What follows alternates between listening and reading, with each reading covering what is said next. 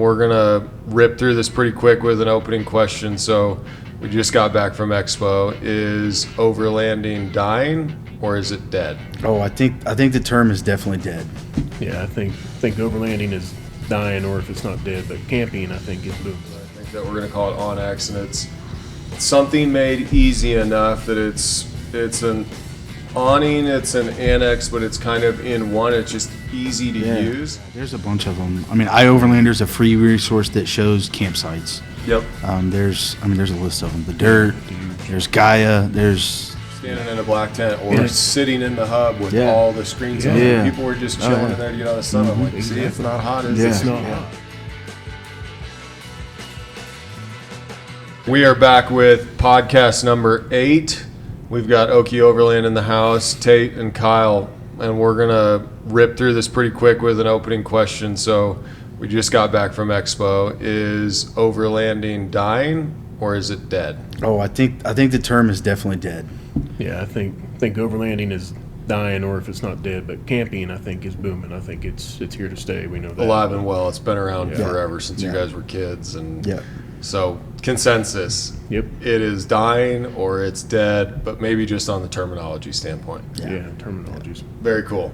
Well, let's kind of just jump right into Free Spirit Podcast. You guys are dealers of ours. We just got back from Expo here in Loveland, and you guys were with us the whole time. So you got to see start to end the big Expo here in Colorado, and thank you guys for helping us out and coming in and selling and talking to customers and giving them your guys' experience. But that's kind of what we're going to talk about today is your guys' thoughts on that first question. Is overlanding dying, dead?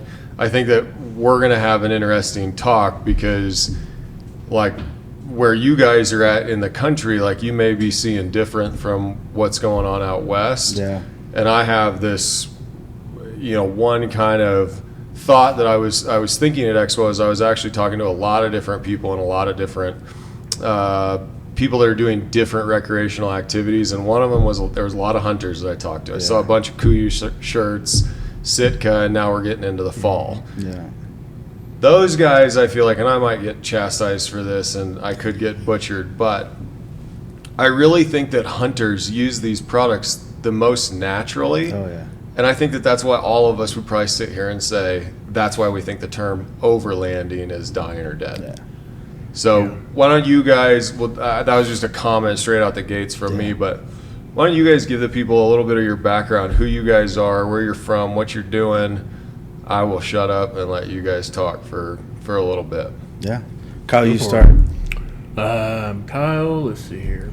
Bought out Okie Overland 2 years ago. October will be 2 years. October will be 2 years. After being a cop for 16 years, bought that out. Just done with Cop life. Just done with the cop life. Yeah. Got a little crazy there, probably. Politics. That's just politics. Yeah. I mean, everything.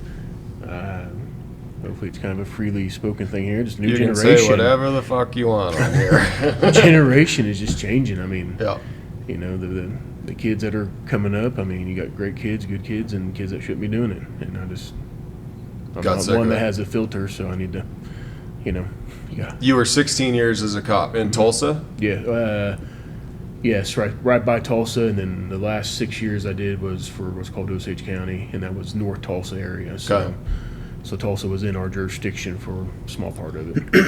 Very cool. So you took over Okie Overland. Mm-hmm. You guys obviously are local there. Tate, I'll get to you. I just want to finish up. Kyle, why overlanding? I mean, like you said, hunting. That's where we are. We don't have any, mountains, nothing like that. I mean, we're 3.5, 4 hours away from the Ozarks, so it's not just it's a quick drive, but it's also just annoying enough to be too long of a drive for just a one-day deal. Go 3-4 hours over there, 3-4 hours play, and 3 or 4 hours back. And so hunting is our area. Yeah. So, and this is a lifestyle for you guys. It's made the lifestyle more comfortable. Oh yes, absolutely. So no more ground tents, nothing like that. Most of the time. Tate's in a ground tent for this trip. I was in a ground tent last night in the rain. So not me. That was brutal. Well, thanks for your service. 16 years as a cop doing that, serving the community should be cherished. So thanks for doing that. And we're excited to have you guys around. So, Tate, tell us about you. Oh, Give us the insight on who Tate is. I'm Tate, born and raised in Texas, and I live in Oklahoma, so it's brutal. It's a bad life. Which one is it? Is This it? one. It's Hook 'em horns for me. So it's funny. I've got a Longhorn emblem on my car, and driving down the highway to the shop, you either get a this or a this. Yeah. You know, it's fun. It's good camaraderie. I don't lose sleep over it, but we like giving each other hell about it, so it's fun. So are you guys? Yeah, obviously college football fans. Oh, yeah. Then, Oh, yeah. So we got the OU Texas rivalry, but we're both going to the SEC. Yeah. I grew up in Lincoln, Nebraska, so like I hated Oklahoma, and then I went to Oklahoma State, and then it was like, oh, now we got to do both. So Yeah. like I had a double hatred for Yeah. Oklahoma, but man, I had a lot of fun in Norman. Yeah. I had a lot of fun in Norman. And I don't have a very soft spot in my heart for Texas, but that's Texas. I lived there. Well, I went to school in Dallas, and I've been all over the state. But I stayed a Cowboy fan, and I still got a lot of orange bleeding through my blood. And Yeah, I have no desire to move back, but it is definitely home. They give us so much flack because I've got two boys. They're 7 and 3 now, but they were born in Tulsa. But we had a big mason jar filled up with dirt from all over Texas that sat under the bed so my kids could be born over Texas soil. Oh my goodness! Oh my It's bad. It's ridiculous. Again, I have no desire to move back there, though. It's, I mean, where we live now, it's nice. We can be at an airport in 45 minutes. We can be on the water fishing in 30 minutes. We can be on our hunting blinds in 30 minutes. Yep. And so it's like the all-around. I think, man, I enjoy it. It's great. Yeah. I mean, the Midwest. I mean, I still consider Oklahoma. I mean, some people consider Michigan the Midwest. I don't. To me, it's straight down the line from North Dakota down to Oklahoma, and then Texas gets a little further south. But we're all doing the same things, and we're experiencing the same kind of weather, and you guys are out there doing it. So it's really cool. And I enjoy it. You grew up in Texas. My dad did competition barbecue. Okay. And so food has always been a passion of ours. Yeah. Lost both my parents pretty young. And so, cooking is why I camp. Yeah. A lot of people, they're like, I don't cook at camp. I'd use these, freeze-dried meals. And they had their place, but my desire to camp is to, I want to cook a good meal and drink a good cold beer in a cool spot. Exactly. And then refresh, sleep under the stars, hang out with friends. Yeah. So like deer camp, it's fun. I like killing animals, but I mean, we have a buddy that's pretty tied in the hunting community. I'm begging him all the time, hey, let me go to Colorado with you. I don't need to hunt. Yeah. Just let me stay at camp and I'll cook for you guys the whole time. Yeah. Well, we won't say too much about it, but our party got shut down at Expo. But you jumped right in with Jesse, and we're cooking with you and Robin, and I'm sure they appreciated that. Oh yeah, it's fun too. So I launched a spice business a few years ago in the industry, and Jesse's been supportive since day one. Oh, cool. So we kind of hit it off, and last year or at Expo in Flagstaff, same thing. He had me cutting up lemons for his what do you make? Coconut margaritas or something crazy. Yeah. So that apple pizza that he makes is like, I don't know what he calls it, but like I was so pissed I didn't get any of that because we got shut down before that happened. Yeah. But we won't go there. Yeah. We know we can't have parties anymore, but they're all our friends. So, Yeah. Well, what did you guys think of Expo? Like, you guys were Friday, Saturday, Sunday standing in the booth, kind of. Did you guys hear anything interesting? I mean, what were the customers saying? Maybe a chance to brag on Free Spirit a little bit because I can do it. Yeah. But what did you guys hear? People hear it from me all the time. I mean, I was honestly shocked that people didn't know you guys were local. I had probably 10 to 15 people. I said, oh yeah, they're just out of Golden. They're like, oh really? Yeah. So I don't know how you not know that. It's like driving on the highway. It's 7, 8, 9 Free Spirits to one other brand. You know? We're starting to see that come to life, and that's kind of cool for us. That's good. The part about local, I'm not the marketing people, so I don't know, but it seems like that there's so much e-com shopping, you don't know where any company is located now. And like with our building here, we want you to know, hey, we're in Golden, we want you to come down here, because I think that our products win in person. Oh yeah. When people go to the expo and they look at all of them, I'm sure you guys heard this.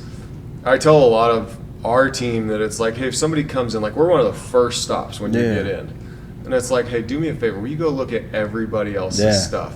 and then come back and make me last. Because I want them to see what's out there, and then I want them to come and experience what our quality looks like across all the lines. And I think a lot of it's getting tighter, but it's really hard to see on a website. As good as you do it. Touch it, feel it, smell it, lick it, whatever you want to do to it. That's kind of our motto. If they can't feel it, touch it, sniff it, smell it, it's might as well be sell. shit. Yeah, it doesn't sell. So. What were your guys' favorite products that we showed at the booth? Or are we allowed to talk about new products? We're talking new products. The bathroom. I'm down with the Awn-X. Is that what you guys are calling it? Yeah. Well, I think that's what we're going to call it, is Awn-X. I have been wanting to call it Awn-X for a very long time, so I think that we're going to call it Awn-X, and it's something made easy enough that it's an awning, it's an annex, but it's kind of in one. It's just easy to use, and I hate annexes. Yeah. I'm sure you guys heard it at the show. They're brutal. I ran a different brand for a year, a different brand tent, and we had the annex, and I set it up once. Yep. Because it was a royal pain in the rear. Yeah. And then not only was it a pain in the rear, it's just another big old duffel bag full of tent fabric that you've got to find a spot for. Yep. So I love that you guys will attach to the side of the tent like an awning. Yeah. And then it'll have the arms that'll fold out, and you won't have to have all the guy ropes.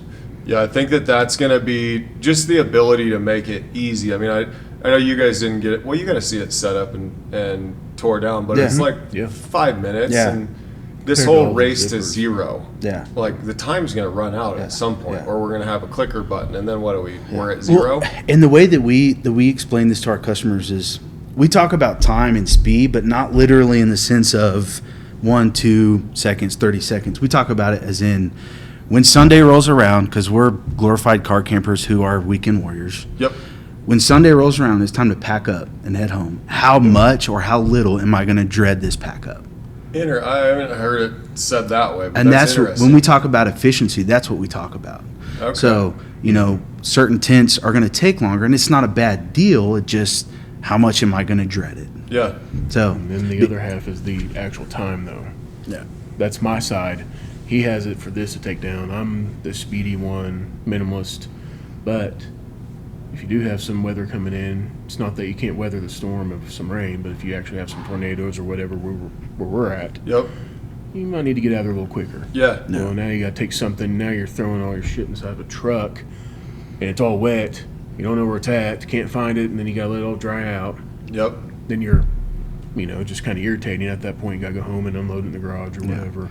I really like how you think about that, because we go, I think, and this ties into kind of, is overlanding dying or is it dead? And I love Will from Sherpa says vehicle sustained travel. mm-hmm.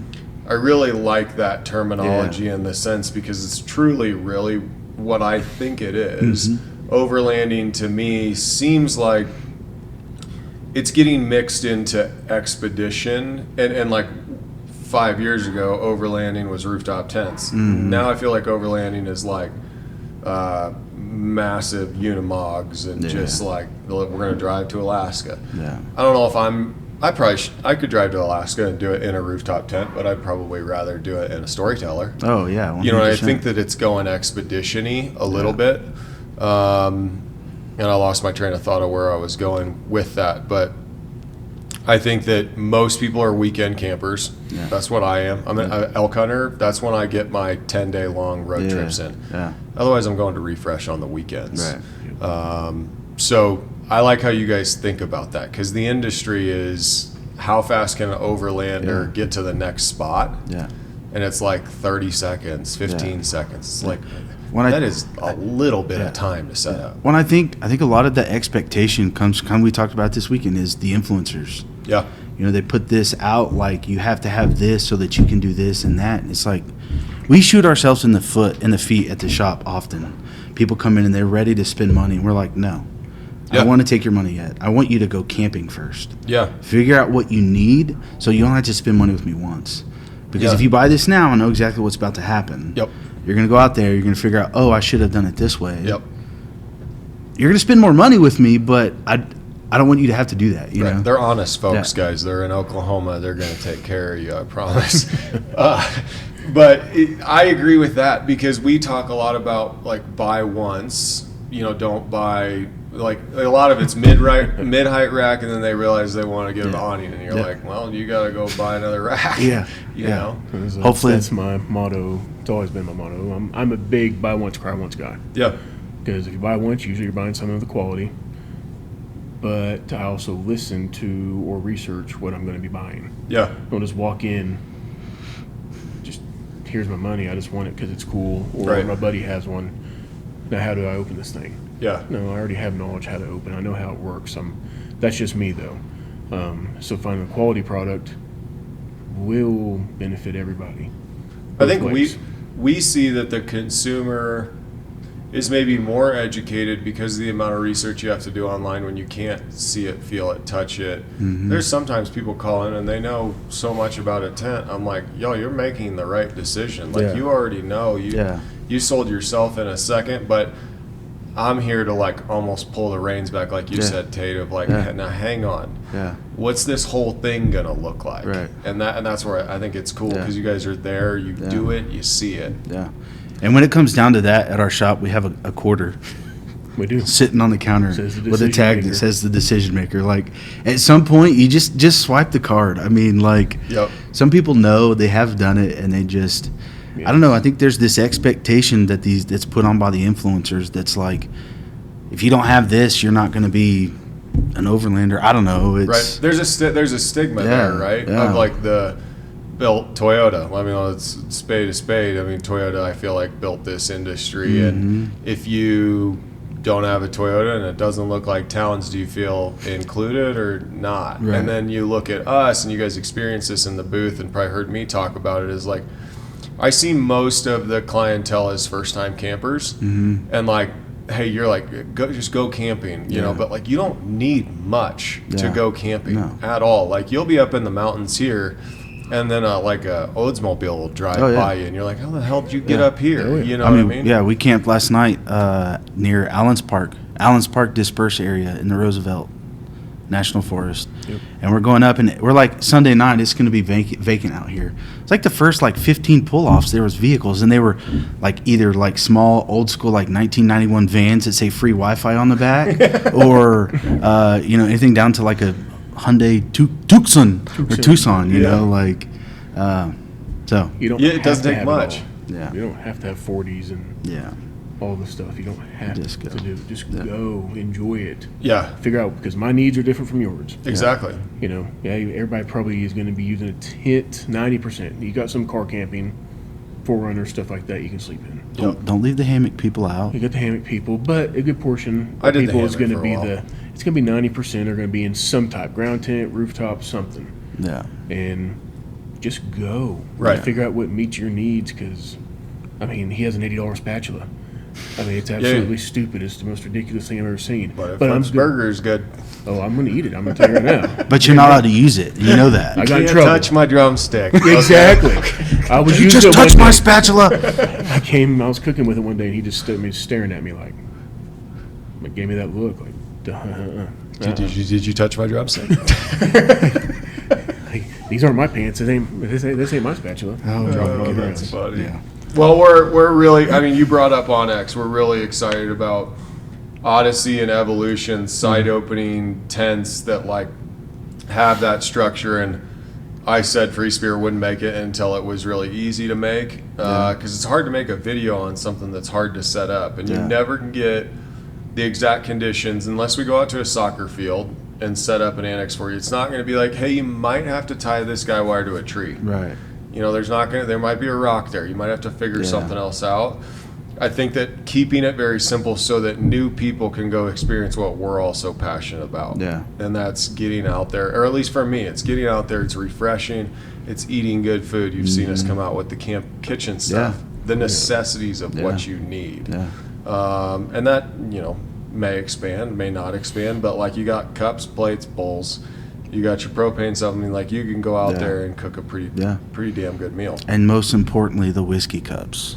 The Yeah. double walled The double whiskey walled cups whiskey that'll cups. keep it cold or whatever temperature you want it. Yeah. Then we got the solo cups because I'm a Coors Light guy and I will sit there and play beer pong and drink them out of a solo cup all day long. There you go. Yeah. What's your favorite thing to cook out on the trail? Oh, Lord have mercy. Don't get them started. Just one. I mean, you can give us top 5. Oh, it depends. It depends. Okay, so my favorite thing recently is I make the Cajun dip. Yeah. Oh yeah. Yeah, I make a Salmon Cajun bowls. dip with Cajun dip with it's got alligator and crawfish in it, mixed with some Okay. Parmesan cheese, some seasoning, some slap your mama maybe in it. Our favorite thing really is probably salmon bowls. Okay. We'll do skin on salmon over the fire. Love that. Get it nice and crispy. We'll cook up some rice and put it on top with some carrots, edamame, cucumbers, and some soy sauce and Kewpie mayo. Yeah. That's. Are you guys sea bass fans? I don't know if I've Never ever. had it. I've had it once, but it was at a restaurant, so I don't know. I'm sure it would be delicious. I'm like just starting to get it at Costco because they have it. Because like I love it at the restaurants. Yeah. Like a meaty, fatty fish that's also kind of, I would say, a little bit flaky, but it's just so easy to Yeah. eat. I have to cook that out there sometime, but I'm a diehard salmon fan. Yeah. Like I can that's eat where I'm salmon at. 5 days a week. And the It's skin totally on fine. for sure, because over the fire it just crisps it up, and it's good. He's usually the cook. I'll eat it. Who does the dishes? Me, Oh, I end up cook? doing the dishes too. The Yeah, cook? He's just so a friend. yeah, exactly. I cook. I'm a. He's just I'm a my kitchen- boss. I'm a kitchen sink cooker. I'm that way a little bit. I'm And, that way a I little don't know bit. how to do it, but I He'll- make it. And He'll throw some random stuff together. We were at deer camp one time, and we were tired of eating peak meals, and so we're like, well, what do we have? And he's like, well, I've got some tortellini. And then I was like, well, I've got some maple sausage. Next thing you know, there's tortellini, maple sausage, cream cheese, and Heavy it whipping sounds cream terrible, and- but it was delicious. Do you guys ever do crawfish boils a thing in Oklahoma yet? They are. I've never done one because I've participated in the eating of them. Yeah. I love them, but I've Yeah. never cooked them, and I want someone to teach me before I commit to being the one that does it. That does it. Yeah, because Yeah. like once you're that guy, Yeah. you're like right. I've got a couple buddies here from Louisiana that we always, at least Yeah. twice a year, they fly in crawfish Oh, yeah. from Louisiana and they do it. But they're the dudes Oh, doing yeah. it. And I only bring that up because you brought up tortellini. And one of my favorite things, and this is a Louisiana thing, I guess, or my friends that are from Louisiana, they put tortellini in their crawfish boils. Ooh. And it like soaks up all the juices and cooks the pasta. And I mean, I'm telling you, it's like the Interesting. spiciest pasta you've Yeah. ever had, but it is to die for. Delicious. Yeah, it's Interesting. like that one, like some people are like, oh, I like the potatoes. Yeah. Oh, I like the corn. I'm Why, like, why are we talking about food at lunchtime? oh, no. It's about, I get off on tangents. I told you I get off on tangents. So. No, it's fun. What about you, Kyle? Would you, any other products besides shower and Awn-X? What was something that caught your eye or customers thought was cool? Like you said, the shower. I think the stove. No, actually, I take the back. Stove's amazing, absolutely, but the cloud topper. Oh yeah. Yeah. The cloud topper. That was, people are, ourselves included. I mean, Tate has Yeah. one, and it's just, I mean, I think the biggest argument on tents anywhere is going to be the mattress. Everybody grabs about the mattress. Yep.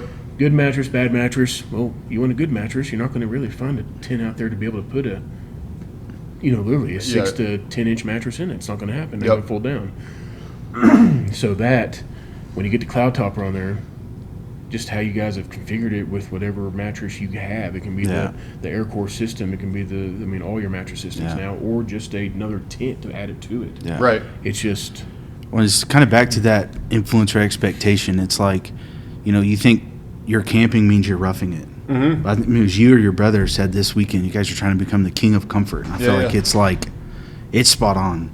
I mean, I've got with the cloud topper now 6 nights, and one of the nights my mattress deflated and it wasn't bad at all. Yeah. So it was. I'm impressed, and I'm excited the different sizes too, because like the other tent manufacturers we do sell, or the people that already do have tents, doesn't have to be Free Spirit. Yeah. We'll be able to add Enjoy that it. and put it into their rig. Yeah, there's some pretty standard sizing there. What's interesting is that, like, I don't think that the whole consumer base understands that, like, we can't be a mattress. Like, we're not Serta, we're not Yeah. Mattress Firm, or what. We're not like, we don't have tons of options. We're trying to give them to people. But when you try to do that, there's some things that come along. Like there's give and take in everything. Yeah. And you touched on the air core. losing air. I'll say losing air is a better verbiage than, say going flat. Right. Because the test that I like to do with people is I like to open up the air valves all the way, let the air come into it, and then tell them to lay on it. Be like, this is the worst it can get. Yeah. But you also have to know that, like, an air mattress inside your house is going to lose air unless it's got constant. Yeah. And so then when you take it outside, I feel like it takes it maybe twice as far. More variables, yeah. Oh, yeah. But that's where Cloud Topper comes in, where it's like, that's your base. This is an added bit of comfort. And everybody knows the old rooftop tent mattresses were an inch of shipping foam. Yeah. Like, it was shit. We all knew brutal. it was. And that's kind of one of the things. I can't remember if, time goes by way too fast. I can't remember if it was last year or the year before that we did AirCore. And finally I was so fed up with it that I was like, we're just putting these in the tents. So they're not XBed. I'm not going to come on this thing and be like, yeah, this is a $500 memory foam pad, but it's like, it was, or it is 100 times better than the old 1-inch foam. Yeah. It's just give and take. We talked about this last night at camp. In my iCamper, I did run an XPED. Yeah. And running the AirCore, I don't, other than that they were first to the ball game, I don't see the value difference. Yeah.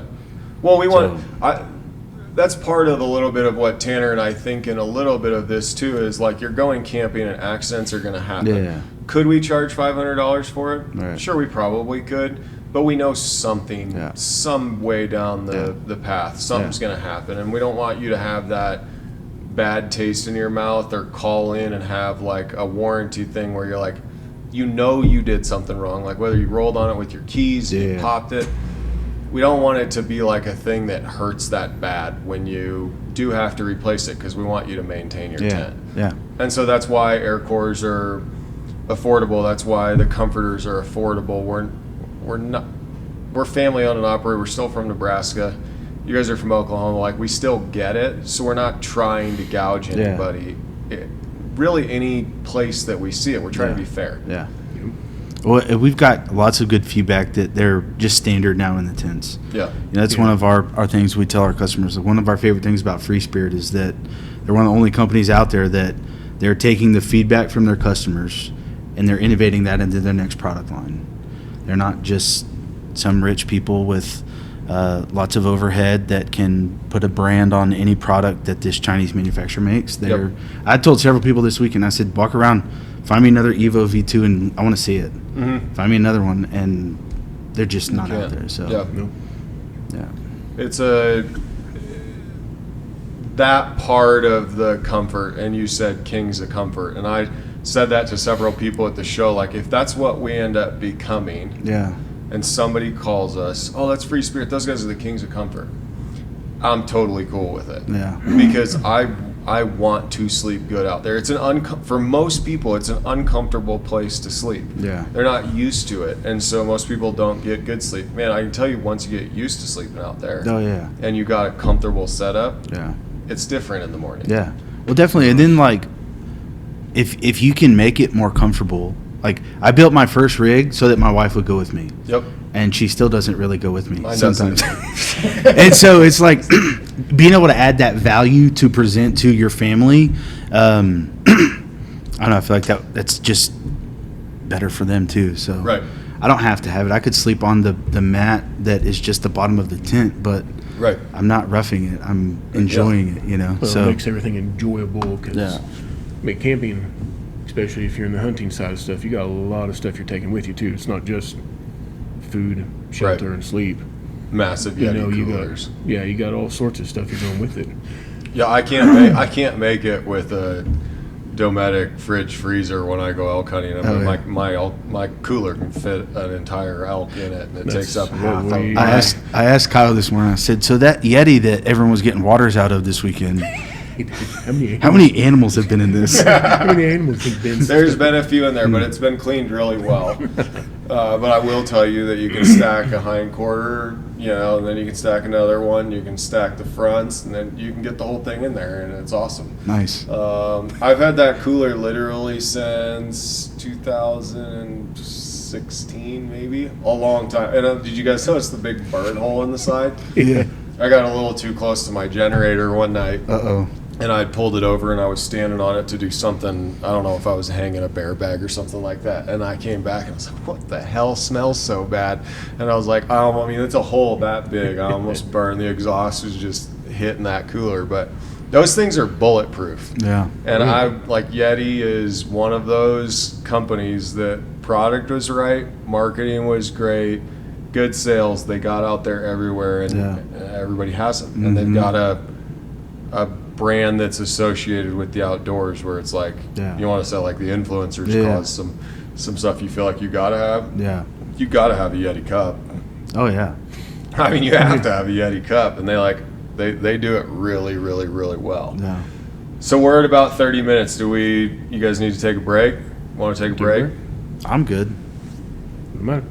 I would like to take a break. Let's take a break. You can see me squirming over here. I got to stretch a little bit. Standing for 3 days at the expo, my back is on fire. So we will be back around the corner to talk a little more.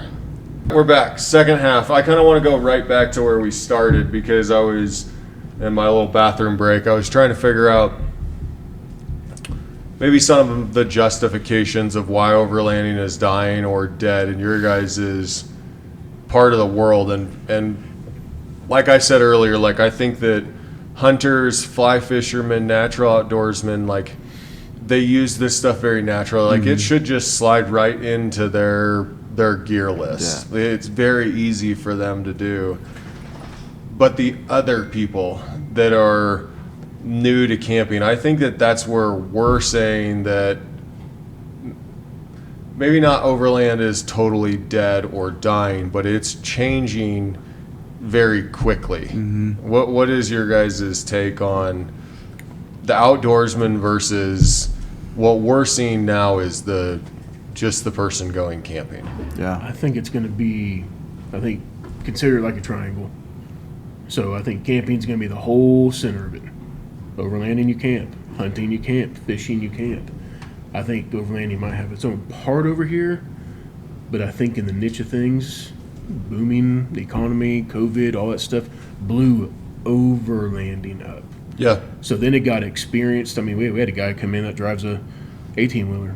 He's like, shit, I've been doing this for 30 years of my life. Yeah. You know, I've been Thanks for giving it a term. Yeah. Exactly. And it's just like, I just don't go off on a beaten path. I just do it other places, but I get to see the mountains. I get to see everything I want to. Yeah. So I think you take the overlanding term, those are the ones that go explore a little bit more. Yeah. But what is your definition of exploring? Mine might be climbing up over here and trying to find the elk, or mine might be over here trying to find that stream. Yours might be trying to find that remote campsite. Right. Being away from people. Even still, though, I think from my perspective, I feel like the term is dying because there's the hype behind it that is a status quo, right?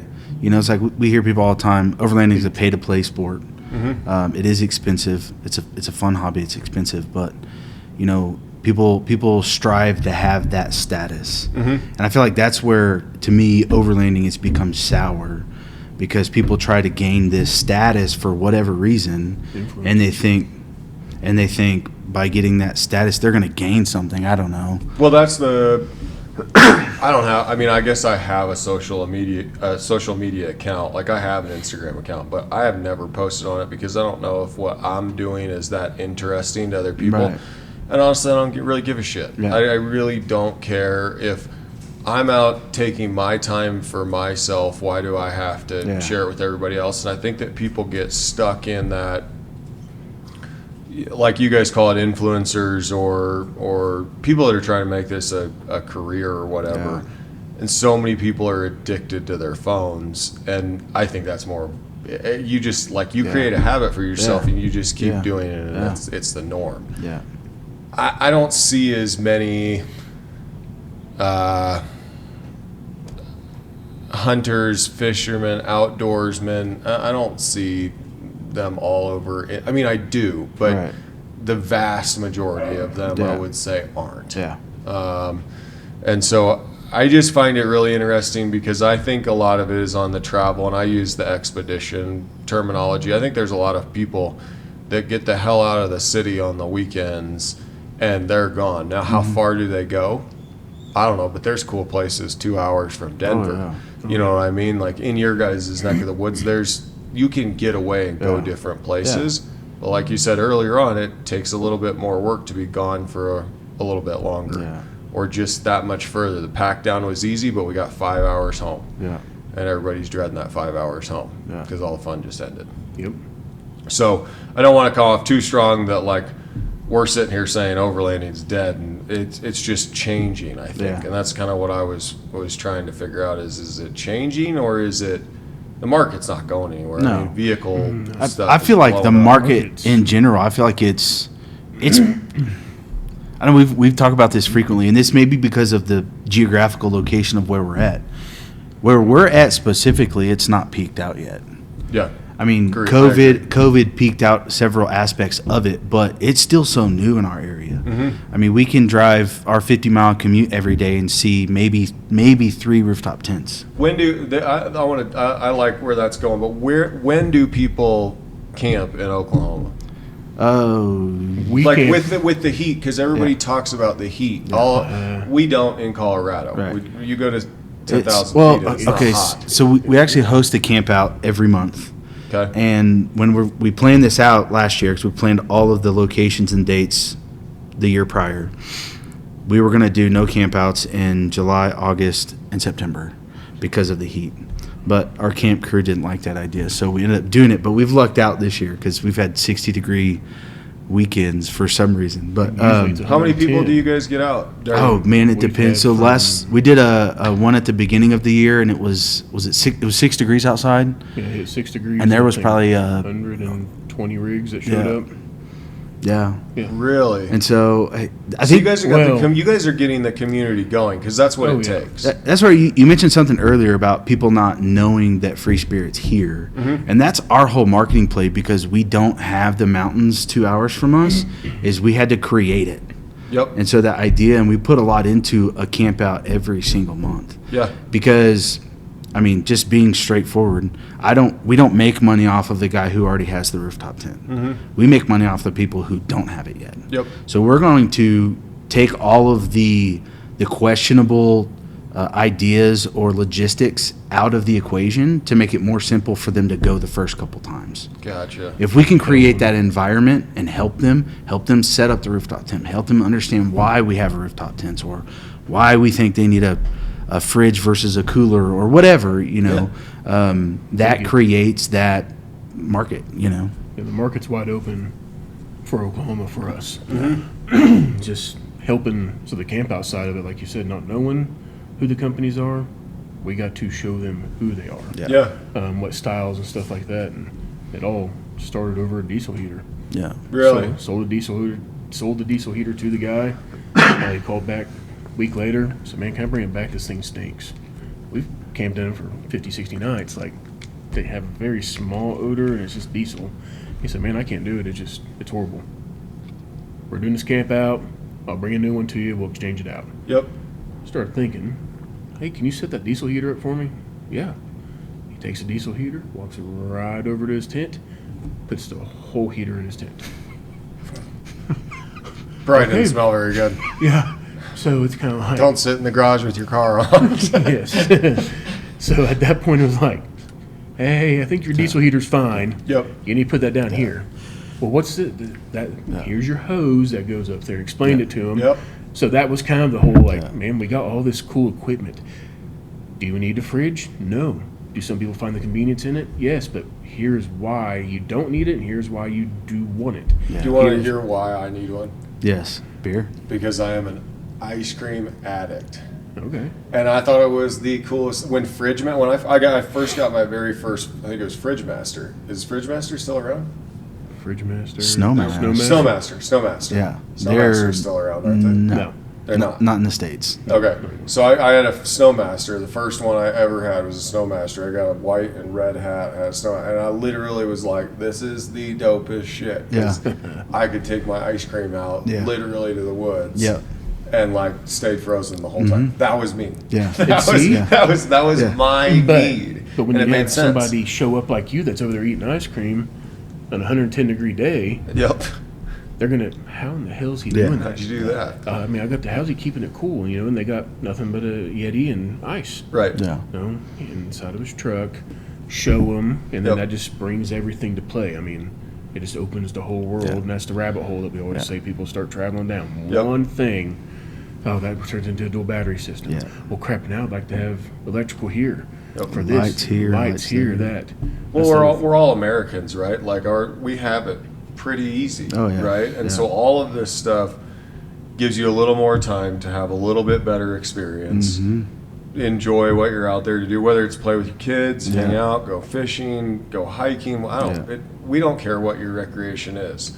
We want to be an avenue on that ride. Yeah. And I think that that's kind of, I guess, what this whole industry is turning into. And then that part of it's cool. Yeah. Is getting out there. It's easier to do. It's more accessible to everyone than it ever has Yeah. been. Our public lands, the amount of places you can go. You don't have to rent a camp spot. And maybe talk about what you guys did last night, because a lot of people think I got to find a spot in a campground that's got a pool and this and all this different stuff. And like, what'd you guys do? Oh, we went and found a camp spot. We asked one of your guys, actually, Yeah. one of your warehouse guys. Brandon, I yeah. asked him, hey, where should we camp? Because we had to be here early. Yep. So where can we go that's not 3 hours away and then 3 hours back? Yeah. Or something that gets us out, but is convenient. Yeah. Were you guys in that? You guys were in the National Forest? Were you Yeah, in BLM it was land? a national Roosevelt. forest. It was a different spot than Brandon had sent us because Oh, okay. we ended up getting out of Expo later because we were trying to do the thing, and so it was 5:30 before we got to leave. And I was like, I don't want to be rolling in the mountains in the dark because we got to leave at 6 a.m. So we're not even Yep. going to see them. At that point, we'll just stay here. But so we pulled up Overlander. It's a free app. They have a paid version now. I haven't used it, but found a couple spots that were marked and hadn't been updated in a couple years. But we just went. Yeah. Drove to it. And You just went. Yeah, We just went. I Yeah. mean, you can find places. I mean, whether it's a parking lot. Right. I mean, it's Cracker not a- Barrel. Cracker Barrel, yeah. It's not a Been there. hard. Apparently, they allow everybody to come camp Boondock. there. Yeah, you can pull in there and camp and not be bothered and get ran off. But all the stuff, you don't have to do this glorious Right. plan just to find one place that's not going to cost you a hotel. Yep. No, just talk to the local person. You know, hey, where can I go? Yeah. Go straight up here in the National Forest. Right. You know? Find somewhere to pull off. That's why I always like when I say I think hunters do it more naturally or use these products more Yeah. naturally. Like I've never looked. I mean, I've looked for a camp spot, but I've looked for like a little circle in the middle of the national forest where there's no trees and there's a tiny road going Yeah. to it, and I drive right in there and hope no one can get in. Yeah. You know what I mean? So it's not a. What I'm trying to communicate here to everybody is it's not as hard as what you Yeah. think. It is No. Awn-X maps, Awn-X, like I use Awn-X Hunt, there's Awn-X Trail, right? And then you just threw out another one. Yeah, there's a bunch of them. I mean, Overlander's a free resource that shows campsites. Yep. There's a list of them. The Dirt, Huge. there's Gaia, there's a list. Yeah. If you want to get to the cool spots, I feel like that takes a little more research. But like, you know, we sent out my parents with the nieces and nephews, and sounds like haul ass down 285, get to Buena Vista, and then look around Yeah. and just start driving. I was like, there's not a lot of private land here, but that's why you have Awn-X Trail, Awn-X Maps. Just go until you find an opening that looks like, hey, somebody might have camped there before. Yeah. Don't go driving through the middle of the forest. Right. But it's not that difficult. Yeah. It's pretty easy. Yeah. You guys are out of town, drove there on an evening. Well, but you- found And a it was spot and it enjoyed was perfect too. There was we didn't have a lot of room. We finally got the truck leveled out, and then I'm in a ground tent, so I was sleeping all off kilter. But there was a stream, like literally from his rooftop tent, he could spit into the stream. Yeah. Literally. And Have it was that running in the your ear ambient. all Oh, night. it was I perfect. didn't have to hear him snoring. Yeah, Nothing. Yeah. No. farting. Well, if you guys got snorers, we got string lights now, so you can have camp surround sound there you drowned go. out. You can put white noise or a That was one of the thunderstorm on other- if you One of want. the other products that people Oh, those are pretty liked. cool. Yeah. Those lights with the speakers. The string lights, the Yeah. speaker string lights. I don't exactly. I'm just gonna always call them speaker string lights. Yeah. Probably I don't know what we're exactly calling them, but that was another one of those. Everybody's got a brick speaker. I mean, I think I have like 3 or 4 of them. I forget Yeah. them in golf carts, and you know, I take them places, and These ones I can't really lose, Yeah. which is pretty nice. I mean, Yeah. a 16-foot long string, you can use it at your pergola. I had one guy come up to me and say, I'm using it during the winter with my hot tub, and I'm using it in the summer when I go camping. And I That's was funny. like, hell yeah, man, that's Yeah. perfect. It comes AC, DC. And we got some real world testing this weekend too with the rain. We did. They still worked after they got did. rained on. They did. They got dumped on once. Those storms come in hot and heavy up Oh, in man. Loveland and take a few tents away from people that aren't ready for it when it comes in. But you get the experienced ones out there, and when you start seeing people close up, Pay it's time attention. to close Yeah, up. pay attention. Yeah. Back to when you guys are doing your camp outs. So you're doing them once a month all year. Our tents are black. You guys have spent a lot of nights in them in a hot climate. Two things. One, without Awn-X, what's your tent like? A black tent in a hot temperature, and then what do you think Awn-X will do for it, having all that extra space? Yeah, so I mean, I've been running the Evolution now, the V2, for about a year and a half. I bet I've got 100 nights in it. So I telling people this weekend, name the situation minus snow, because we don't really get that in Oklahoma, and I've been in it. But you get those frigid cold. Oh yeah, Well, brutal yeah, cold, negative. 6 degrees, Yeah. but no precipitation. And you guys get the wind. Oh yeah, Well, You we'll get the have- crazy storms. So what Yeah. about like Tornadoes. noise inside your tent? I mean, And I don't think say some of there's that- none. There was- I was going to because say, there's I think you can't.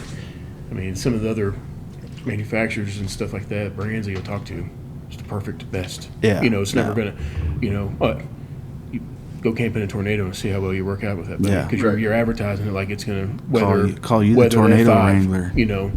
And we've tested them. Like, well, we went to one event in Arkansas, Jasper Jeep Jam. It was a 4-hour drive for us. We closed the shop up at 6 o'clock. We left. We ate dinner. Long story short, we got, it was midnight. We still aren't there yet. Trailer had a blowout on the tire. Chased the tire down. Finally got a tire. We ended up rolling into Jasper at like 1:30, 2 o'clock in the morning, and the storm's rolling in. And at this point, we're just done. Yep. And he's in a wedge tent. I'm in the Evo, and I'm so done. I don't even pay attention to how I park. And it got a little rowdy that night. I bet there was probably some 70-mile-an-hour winds. 60, 70-mile-an-hour winds. Really? Yeah. Yeah, and so that was the only time I would have wished I had a wedge. Yeah. But the only thing that was the problem is I had the awning on one side, so my latches are flipped, and it was hanging, so it just literally just sit there and click the tent the whole daggum night. Okay. There's a couple times I thought it was going to rip the roof off, but But also, didn't. he learned from that too, because the next day we get up, we have to reposition because we just got there late that morning, Yeah. or early that morning. Next day we still have some wind and stuff, and all he did was turn the truck and put the Evo where the wind, back, yeah. just basically where the corner of the Evo just split the wind direction. Yeah. And that helped Yeah. tremendously. I mean, But if wind's a concern, there's other styles of tents that I would say would be more practical if you know that's what you're camping in. But no one Right. plans to go camp in 40-mile-an-hour winds. Right. So- Well, most people that talk to me, I feel like either they come in the showroom or they talk to me at an expo or hear me talk on here.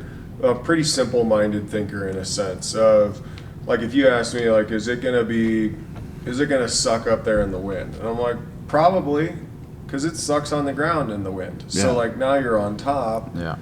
But you're right. There are better tents for certain situations.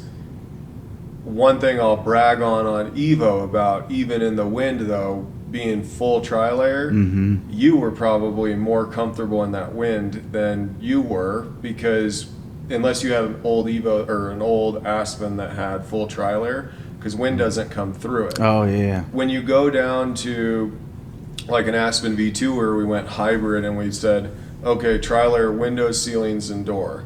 That was us saying, okay, these are places either where your head's going to be and you're going to have some wind block there. It's going to give you some more space inside. But Evo is a totally open platform with Yeah. all tri-layer, and I've been in some gnarly situations Yeah. in that tent. Filmed a video on top of Blackhawk where it was blowing so hard, like I Oh, was yeah. struggling getting in. Yeah. And then once I was in, I was like, thank God. Like Yeah. tonight's gonna suck. But it would suck anywhere because I'm Yeah. choosing to sleep outside. But on the reverse of that, we've camped some pretty hot nights.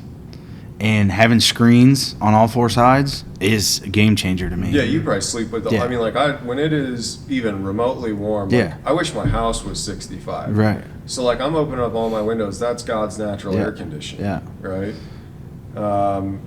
What do you think about hot temperatures and Awn-X? Just the volume of that space, because I have my thoughts on it, but I'm curious. Well, what you guys I mean, we had some experience this weekend. It got pretty hot this weekend, and I don't know that it would be something I would set up every time, but I know if my family was going to be there, I would. I could kick the boys out, and they could sleep down there. But with the big windows on the side, I feel like it circulated air pretty well. Yeah. I mean, if you have those open, and then you have your main door, your tent open, and all the windows upstairs, I feel like it would circulate air pretty well. It's not going to be a hot box Right. like people Well, would expect it to That's be. what I was going to say is I think it sold itself just as hot. I mean, It was the 95 sun- degrees out on Saturday. Yeah. Where we're from, it's 100% humidity. Here Yeah. we don't have that. So your guys' 95 to us is like, oh, this is amazing. Yeah. This is- Well, everybody there was looking for shade. Right. And guess what? I looked over there and there's probably 5 or 6 people kind of huddled up in that thing for just 2 minutes. Standing in a black tent or Yeah. sitting in the hub with Yeah. all the screens on. Yeah. People were just Oh, chilling yeah. in there to get out of the sun. I'm like, see, it's Exactly. not hot, is Yeah. it? It's not Yeah. hot. I had several people I'd walk up to because I noticed on his tent, put your hand on it. Black is hot. All the time. Put your hand on it. They put it on there, so leave it on it for 3-4 seconds. It'll dissipate the heat. Oh my gosh. Yeah. Oh my God. Like you can hold on to it, touch it. It doesn't, it dissipates away. Yep. You know, Well, that's and a lot of people get to hear this at the show, but we do think about a lot of these things to a level that I don't know if, I don't want to say other companies don't think about it. I want to say other manufacturers don't think about it, because with our input and the way we think about it, our manufacturer is now thinking that way. So Aspen Light or Aspen V2 is a great example. Odyssey's a good example. Evo's a good example, where we don't glue the fabric onto the top of the aluminum frame on the top, because as the outside gets hot, it transfers straight through there, and then if it bakes the interior of the fabric, now when you touch that fabric on the inside, the fabric's hot. Well, when you go touch the outside of one of our tents, and then you go touch the interior fabric that's supposed to be Yeah. by everybody else glued against it, and it's not, it doesn't feel the same, does it? Right. No, not one Yeah. bit. So That's that air gap. Yeah. That air gap makes a tremendous amount of difference for air circulating. Yeah. My thoughts on Awn-X in a hot temperature, and let's use Oklahoma for example. There's so much more space, and the cool air stays low, right? Mm-hmm. So when you're on top of your car, hot air rises, and this. I'm not a scientist. I'm not like look. Disclaimer. Everybody knows Yeah. my background or whatever. So hot air rises, that the cool air down in the bottom and all the volume there, leaving your front door open, even Yeah. if you leave your back doors open. Yeah. That hot box feeling of being in a small space where you're breathing is more of the time what people feel as hot to me. Or you bring your dog up there and you're like, why the hell is my tent 10 degrees hotter? It's Yeah. because the dog's sitting there panting. Yeah. They're just breathing hot air the whole time. So I think that just like we try to get hot air out of the evolution with the vent at the top, we're bringing cool air in from the bottom. Yeah. And I think that's going to That's solve a fair. lot of people's issues. And I think there's probably something to be said on that with annexes in general. Well, you send it home with me, and I'll test it with some thermometers. They're coming, I promise. They're coming.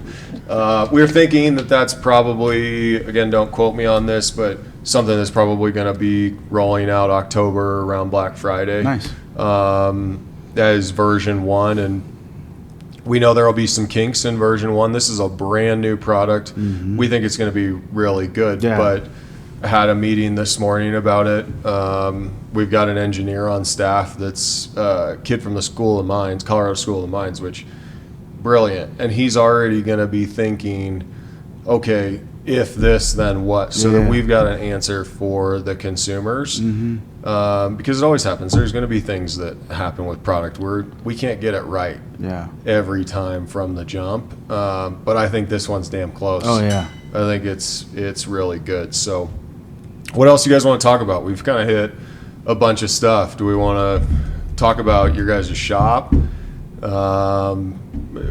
you guys Yeah. are in Tulsa, and you've been going for now 2 years. Yep. You guys, how long has Okie Overland been around? About 3, I would say. Okay. I A mean, little over 3. Little over He 3. he ran it into the ground in about a year and a half, and then Okay. Kyle took over. And then you guys got a showroom, a presence there in got Tulsa. a And, got a showroom, tent room, and then got a full fab shop in the back. So okay, cool. So installs you guys can do. lift kits. He nerds out on 12-volt stuff. Okay. So a lot of electrical stuff, winches, lifts, bumpers, Welding. welding, custom fab. We build rock sliders, dual swing outs, single swing outs, Yep. the whole works. I mean, whatever racks. Awesome. And you guys sell a lot of people's stuff, so people got options. You're doing Yeah. stuff in the community. You're going to be helping us out, it sounds like, with Yeah. some events, which we're super pumped about, because for me, I think that who you buy from is just as important as what company. So I when I say I genuinely want the people to have a connection with you guys, or our people here, like I really want that to be the case, that they call and buy from you even though they know they could buy from us, because there's a trust built there. There's a community there. And hopefully we can be an avenue for your guys' growth and support you guys along the way, and continue it to will just be. do good stuff together. Yeah, I'm excited. It was a fun weekend for sure, and we're excited to move forward and see. You know, we're trying to shift our mindset a little bit at the shop. You know, Oklahoma's cheap. I'll say it. Well, Oklahoma's a cheap state. It's a cheap so- place to live too. yeah, I mean, it is. I wasn't even going at that, but Well- we'll dive into that. You know, when Kyle started, it was like, okay, we need to have all the cheapest brands because our customers are cheap customers. Well, so in turn, looking back now, almost 2 years in, our customer base is cheap.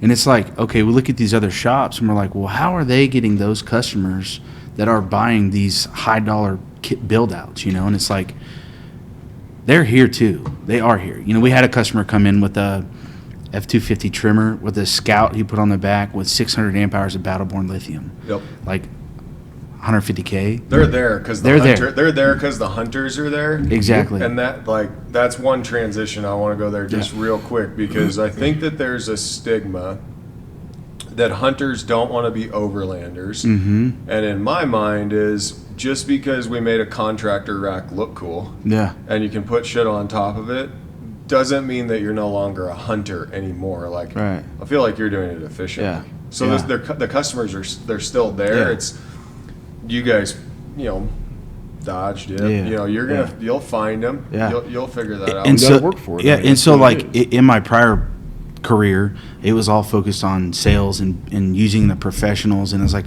our catalog was literally like I don't know how many SKUs we sold, over 5 million. Yeah. Like how do, in talking specifically about this industry, how do I be a professional and have a professional recommendation on a rooftop tent when there's now 70, 75 tent Companies. brands, Yep. right? And so we're trying to partner with brands that they want to support us and we want to support them, and we buy into that brand's ideas and vision. And what that looks like is more premium level products. We decided if we start not just focusing on, but really building those relationships with those brands, in turn, that kind of helps maybe the not cheap customer come in. We want to not just be a shop that sells Free Spirit. We want to be an extension of Free Spirit in Tulsa, Oklahoma. Yep.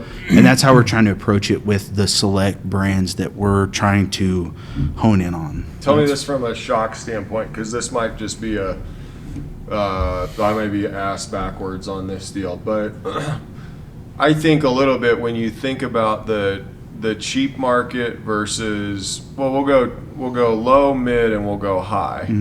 I think that even if you were to compare it to shocks, the high gives you the ability to fix it. The low, you're shit out of luck. Would you guys say that that's decently accurate or not? I think that industry is coming a long way. We've hinged some stuff also on good, better, and best. So I Okay. think it's kind of what you're going with on that. The industry side of it, though, is you have some brands out there that are a cheaper brand, and they're diving into the big boy games. Yep. So when they dive into the big boy games, that let's go with a $4,000 suspension over here, but this is going to be a $1,000 suspension. But they also offer a 3,000 or 2,500 that's comparable to this one. Well, guess what? Now they can take this high-end shock and bring it to the low market. Yep. So the cheap one is now the best one on the market for Yeah. the cheap brand. Yep. So it's kind of screws some manufacturers that have Yep. been around forever doing it. But that being said, also is those places or those manufacturers or tents, it can go with any of them. Make a phone call over to China, and I want to slap my name on it when there's already 5 other ones out there. So that's where Tate and I, we've kind of also learned to say no. Yeah. I mean, we were there growing a business, so we didn't want to say no to anybody because we need everything we can get. Yep. You know, we need all the partnerships, all the stuff. But now we're at a place I think where, I mean, your sister has come and been amazing. I mean, your mom and sister both came down and talked to us at the store. They're passing through. They made an effort to come see us. We're here to stop and see these boys and talk to them. And then they offered us to come out, hang out with you guys. And that just put a whole different relationship with everybody that we have here. For sure. So that means more to us than a little bit of that. Right. I mean, so you don't have to have it. Well, we're that just on that. Like this is all of our careers, right? So like, we all got to make money to survive, but we all also, to me, like I had loyalty in all of my old jobs that I did. Like, I wanted to see my friends succeed, right? And so I had to get better at saying no as well. And then now I have relationships with a ton of people, but I have a lot of relationships when they come out of my mouth, it's backed up by me using it a lot. So me believing it and then trusting the person I bought it from. Yeah. And that's what you guys ultimately want to build is a trust that you're giving them the right product. And I could have used a better example. I should have said Amazon tent. Because what I was really saying is like with a higher end brand, you should have the ability to get replacement parts, service, etc. 100%. If you buy a $2,000 or $1,500 rooftop tent on Amazon, good luck finding. We literally had a guy bought a Nature Nest. It showed up damaged. Nature Nest wanted him to get a quote to fix it. So he called me and wanted me to bid him out a quote to fix the Nature Nest. Yeah, so Nature Nest could pay for it. Right. To just so I gave him a bid. It was $3,500. Yeah. Like we're not going to Basically fix that. it. We're not Yeah, gonna, you we're not going can't. to. Yeah. It's going to take 20 hours just to get. And that's even if Something we can fixed. get the right parts, you know. So. We have people call from other companies. I mean, big companies be like, "Does your guys' slider plates work with these?" And I'm like, "They don't even have slider plates for you." Like, we're trying to revamp, make it even better. We've kind of always been known for that. And now we're taking it to the next level of trying to really dial it in. It's always been here. It always hasn't been presented really well, but you know, there's still however many of us here and trying to grow. And we hinge our entire business on customer service. Yes. And that's, you know, we have other tent manufacturers that we did represent that, you know, their warranty process is ridiculous. You know, they don't want to just send you out a part or a skin or whatever. They want the end user, not even the dealer. They want the end user to buy a new tent, pay the shipping to ship it. Once they get it, take the old one off their truck, put it in the box, pay the $400 in shipping, send it back, and then they'll refund the credit card. yeah.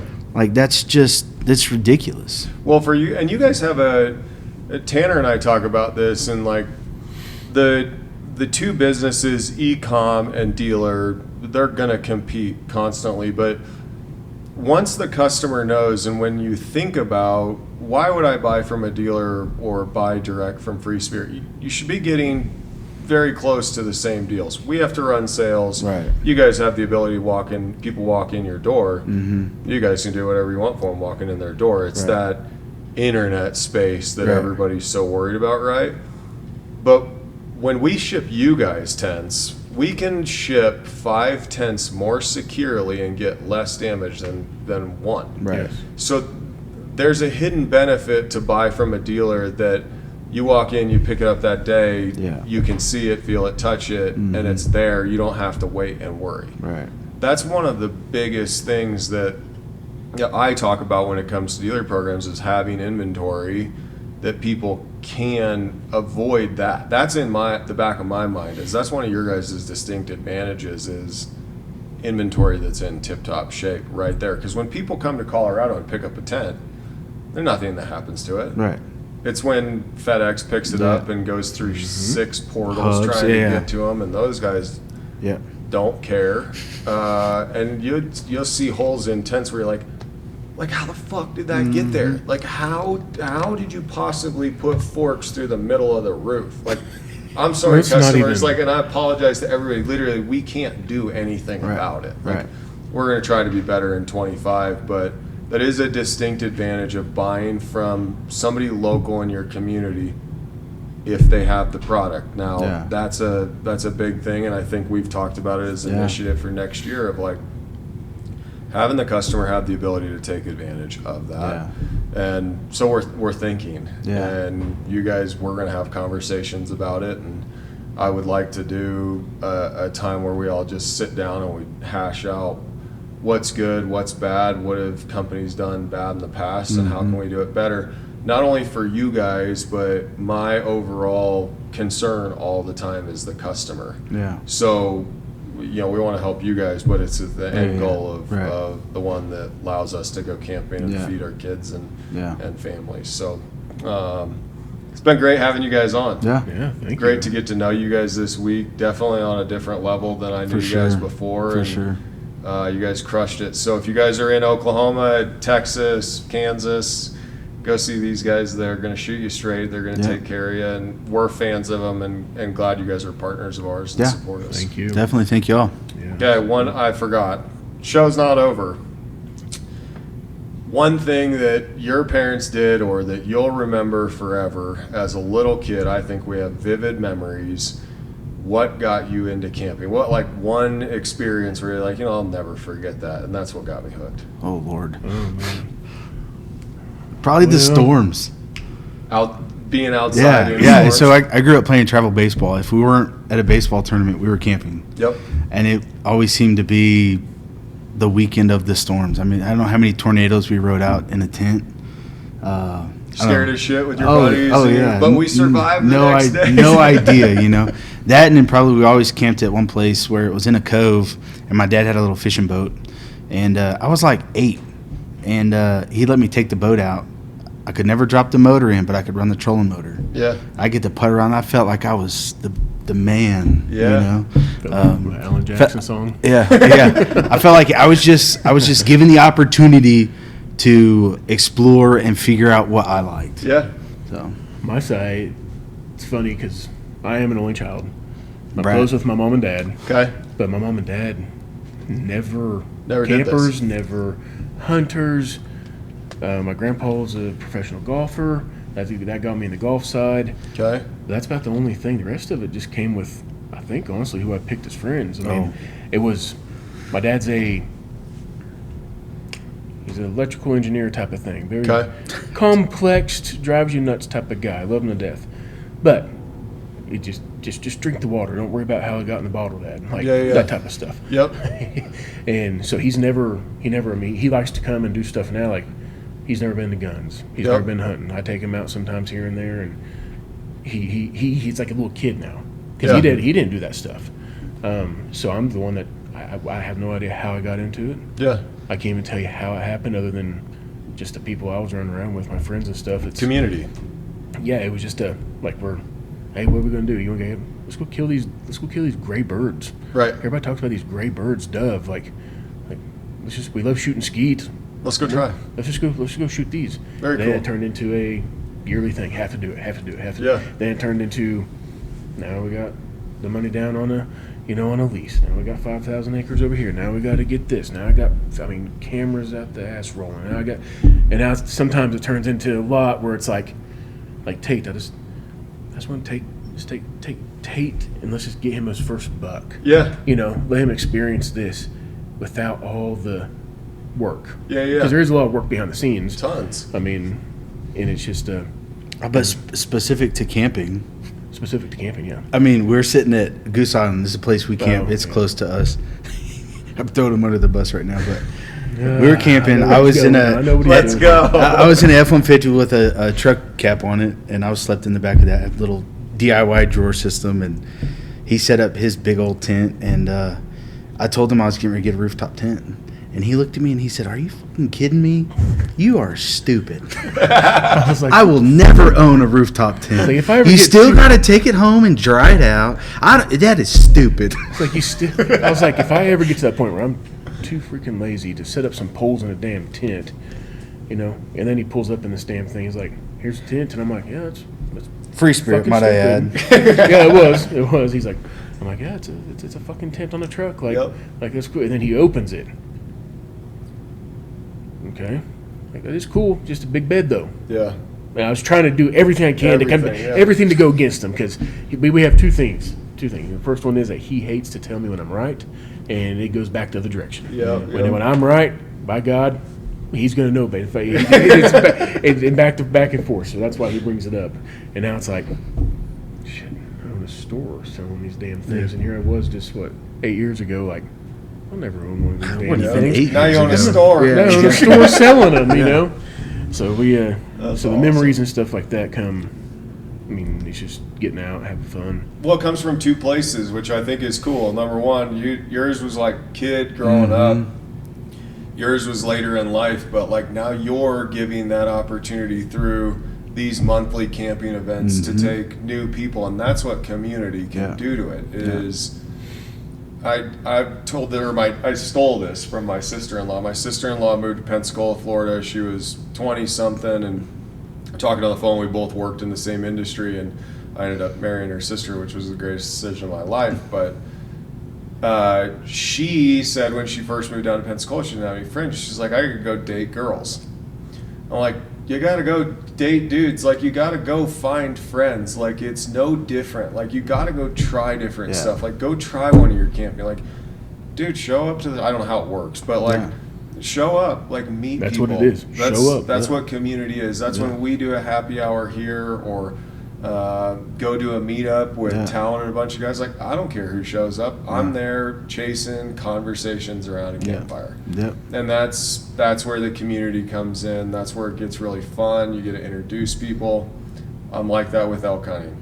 You want to go elk hunting, you get a tag, you call me, I will be there. Boom. Because I love showing somebody miss. something that I'm passionate about. And then I love seeing grown men shaking their boots and not know what to do when bull's bugling in their face. It's just like being a kid again, right?